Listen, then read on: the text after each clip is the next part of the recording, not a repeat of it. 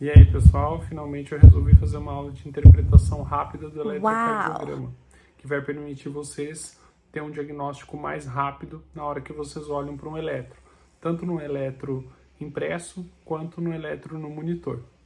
O objetivo aqui é tornar essa interpretação mais rapidinha para você não perder muito tempo e tomar uma conduta também mais rápida, certo? Então, me acompanha aí.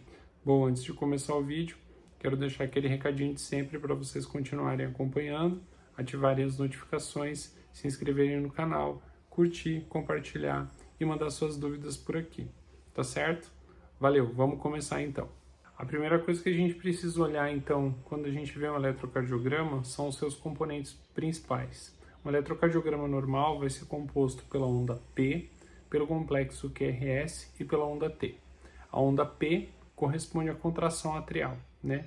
Os átrios contraem primeiro, esse sinal é transmitido através do coração, passa pelo nó átrio ventricular, sofre um leve atraso, que corresponde à diferença, à distância entre o P e o QRS, né? E aí depois vai para os ventrículos, a gente tem a contração ventricular, que é justamente o QRS, e depois a gente vai ter a repolarização dos ventrículos, que corresponde à onda T. A segunda coisa que a gente precisa olhar é se essa onda P tem relação com o QRS. Então, para toda onda P, a gente vai ter que ter um QRS. Isso indica também que o impulso está trafegando de forma normal. Então, onda P, QRS, como vocês vão ver na figura que eu vou colocar aqui. Se isso está acontecendo, a gente tem sim um ritmo regular. A gente tem que lembrar que existe uma distância também entre essa onda P e o complexo QRS, que a gente chama de distância PR, tá? Essa distância PR, ela tem que ser de 120 a 200 milissegundos. Para a gente ver isso lá, 120 vai corresponder a 3 quadradinhos na nossa folha do eletrocardiograma e 200 milissegundos vão corresponder a 5 quadradinhos. Então, essa é a nossa segunda análise. Primeiro, a gente achou que tem onda P, está sinusal em todos os batimentos, e a gente agora está vendo se isso está regular. Então, se a onda P segue o QRS e se essa distância também está normal. Depois, a gente vai ver se esse QRS tem uma morfologia normal. Normalmente, o QRS ele é estreito, então isso indica também normalidade para a gente. O que é estreito? É até 120 milissegundos, ou seja, mais ou menos 3 quadradinhos lá da nossa fita de eletro, né? Se esse QRS não está estreito, se ele está muito largo, ele indica que tem uma origem ventricular. Normalmente isso já indica uma doença cardíaca mais grave. Quando a gente tem arritmias de complexo QRS muito largo, a gente já fica bem preocupado, porque isso tende a progredir rapidamente para a fibrilação ventricular, que é um ritmo de parada cardíaca.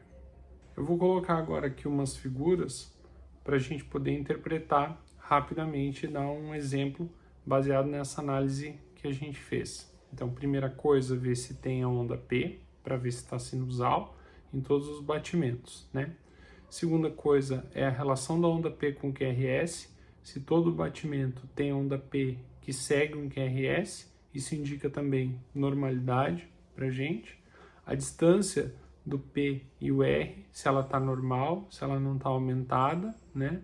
Então, normal, lembrando, PR é de 120 a 200 milissegundos, 3 a 5 quadradinhos. E, por fim, se o complexo QRS tem uma morfologia normal. Se ele está estreito, beleza, a gente gosta do QRS estreito. E se ele está alargado, ou seja, maior que 120 milissegundos, normalmente indica origem ventricular e uma doença cardíaca mais grave. Baseado nisso, a gente vai ver que, numa primeira análise do eletrocardiograma, a gente precisa ver se ele está sinusal. Sinusal quer dizer normal, quer dizer que o estímulo está saindo do nó sinusal e trafegando pelo coração. Para a gente achar isso, a gente tem que procurar no nosso eletrocardiograma a onda P. O melhor lugar para a gente ver a onda P vai ser na derivação D2.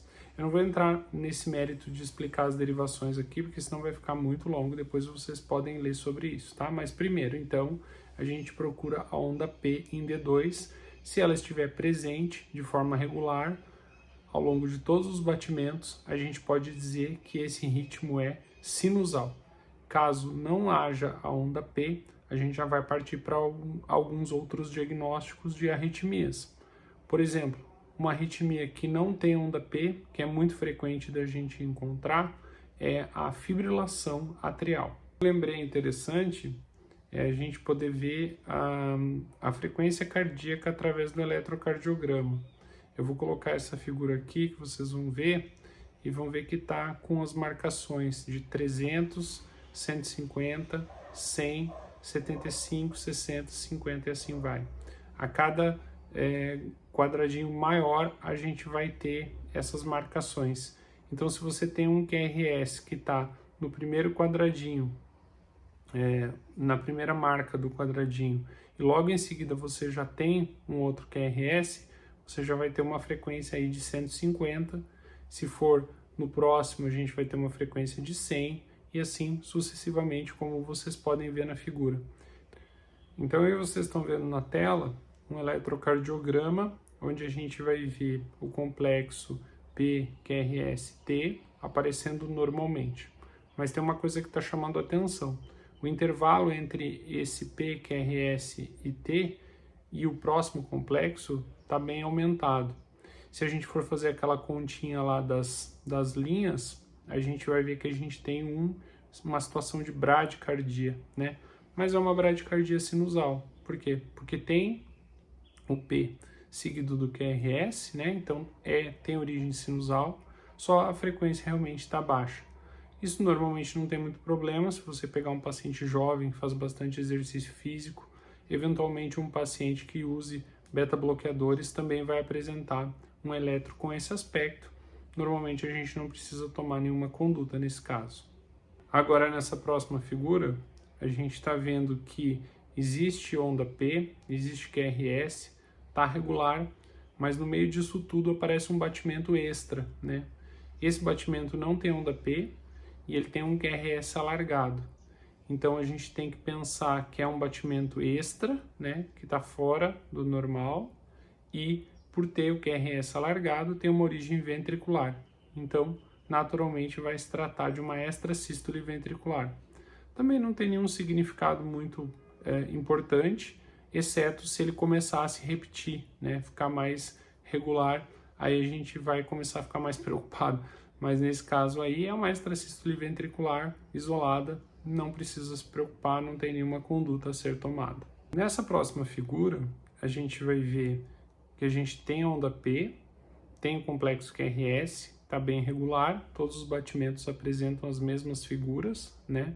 A distância está normal, mas a gente tem uma frequência aumentada. Então aí a gente tem uma situação de taquicardia, uma taquicardia sinusal, que também não nos preocupa muito, pode ser ansiedade, pode ser por dor, pode ser que esse paciente tenha acabado de fazer exercício, chegou correndo no consultório porque estava atrasado, e aí você fez o eletro, ele está com esse eletro aí, né? Então não precisa se preocupar, também não tem que tomar nenhuma conduta, exceto se isso for uma coisa corriqueira, né? Que comece a acontecer, por exemplo, o paciente tem episódios de taquicardia, mas sem relação com algum evento externo, por exemplo. Mas aí, nesse caso, uma taquicardia sinusal também a gente não precisa ficar preocupado. Agora, esse exemplo aqui é um exemplo que eu gosto muito, porque ele é a arritmia mais frequente que a gente vai encontrar na prática clínica, com uma prevalência muito alta, principalmente em pacientes com mais de 70 anos, que é a nossa querida fibrilação atrial. Notem aí que existe uma irregularidade total entre os batimentos, né?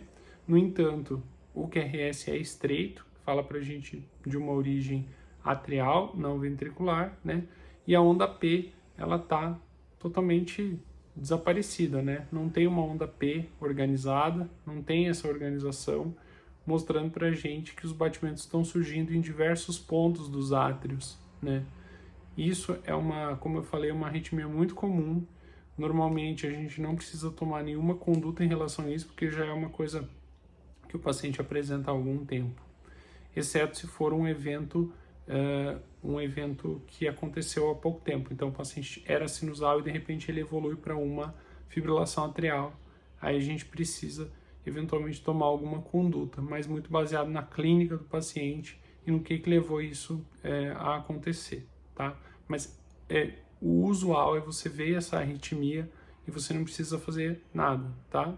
Esse paciente tem essa arritmia, que ela se estabeleceu, faz débito cardíaco, né? E aí a gente não precisa tomar nenhuma conduta, tá certo?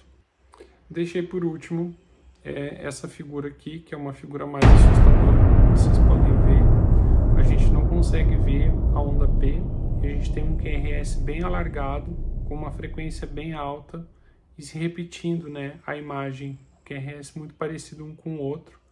A gente aí vai ter uma taquicardia ventricular já monomórfica, com uma frequência bem alta. Provavelmente esse paciente já vai estar se sentindo muito mal, já vai ter prejuízo do débito cardíaco, né? Já vai estar sintomático, e aí a gente tem que intervir. A gente não pode deixar isso evoluir para uma fibrilação ventricular, que é um ritmo de parada cardíaca. Mas esses pacientes normalmente já estão a um passo da fibrilação ventricular. Então, nesse caso, com instabilidade hemodinâmica, com essa situação, a gente precisa cardioverter o nosso paciente e tentar restabelecer o ritmo sinusal. Esse ritmo ele também pode ser encontrado numa taquicardia ventricular já sem pulso. Aí é ritmo de parada, aí a gente tem que desfibrilar, tá certo? Então, notem, comparando com os outros elétrodos que a gente viu aqui, como esse ritmo é feio e assustador. Eu espero que vocês tenham gostado. Essa análise aqui é uma análise rápida do eletrocardiograma.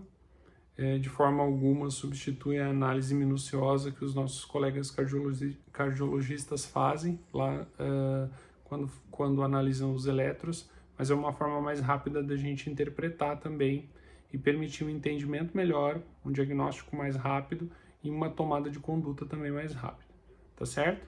Continue acompanhando aqui o canal, espero que vocês estejam gostando do conteúdo e até a próxima.